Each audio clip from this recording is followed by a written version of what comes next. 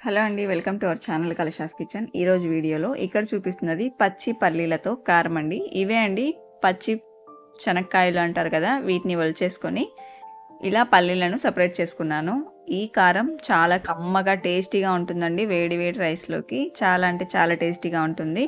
ఇది ఎంతమందికి తెలుసో కామెంట్ చేయండి. పచ్చి పల్లీలతో మీరు ఇంకా వేరే కర్రీ ఏదైనా ప్రిపేర్ చేస్తారేమో షేర్ చేయండి. నేను ఒక మిక్సర్ జార్ తీసుకొని అందులోకి 7-8 వెల్లుల్లి రెబ్బలు, 7-8 పచ్చిమిర్చి, ఒక ఆనియన్ని కట్ చేసుకొని మిక్సర్ జార్లోకి యాడ్ చేసేసుకుంటున్నాను. ఇలా యాడ్ చేసుకున్నాక ఈ పల్లీలను కూడా గ్రైండ్ చేసేసుకోవాలి ఇందులో వేసేసుకొని. ఇది వేడివేడి రైస్, చపాతీ, పూరీల్లోకి చాలా బాగుంటుందండి. ఇది మా మదర్ చెప్పిన రెసిపీ అండి, అందుకే నేను కూడా ట్రై చేసి మీతో షేర్ చేసుకుంటున్నాను. ఇలా మిక్సర్ జార్లోకి వేసేసుకొని ఇందులోకి రుచికి సరిపడా ఉప్పు వేసుకోవాలి. ఇప్పుడు మూత పెట్టేసుకొని కచ్చా పచ్చాగా గ్రైండ్ చేసుకోవాలండి. ఇది మెత్తగా గ్రైండ్ అవ్వదు. మనం ఎంత గ్రైండ్ చేసినా కూడా ఇలా కచ్చా పచ్చాగానే గ్రైండ్ అవుతుందన్నమాట. ఇలా గ్రైండ్ అయ్యాక పాన్ పెట్టేసుకొని పోపు పెట్టుకోవడానికి సరిపడా ఆయిల్ని వేసుకోవాలి. ఆయిల్ని పాన్ మొత్తం స్ప్రెడ్ చేసుకోవాలి. పోపు కూడా వేరే ఎక్కువ ఇంగ్రీడియంట్స్ ఏవి యాడ్ చేయాల్సిన అవసరం లేదు.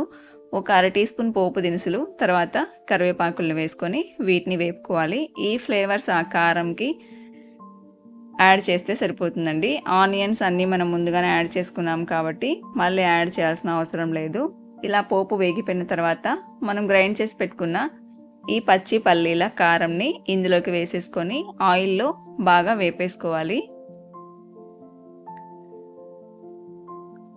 ఈ కారం లేదా పచ్చడి టేస్ట్ నిజంగా చాలా కమ్మగా ఉందండి. తప్పకుండా ట్రై చేయండి, అప్పుడు మీకు ఈ టేస్ట్ అర్థమవుతుందన్నమాట. ఇలా ప్యాన్లో వేసేసుకున్న తర్వాత నేను ఇక్కడ ఒక 1/2 టీ స్పూన్ పసుపుని వేసుకుంటున్నాను. పసుపు వేసుకొని మొత్తం ఒకసారి పోపులో కలిపేసుకోవాలండి. ఫ్లేమ్ని లో ఫ్లేమ్లో పెట్టుకోవాలి, ఎందుకంటే ఈ కారం ప్యాన్కి అడుగంటుతుంది. అందుకే ఫ్లేమ్ని తగ్గించుకొని ఒకసారి మొత్తం మిక్స్ చేసుకోవాలి.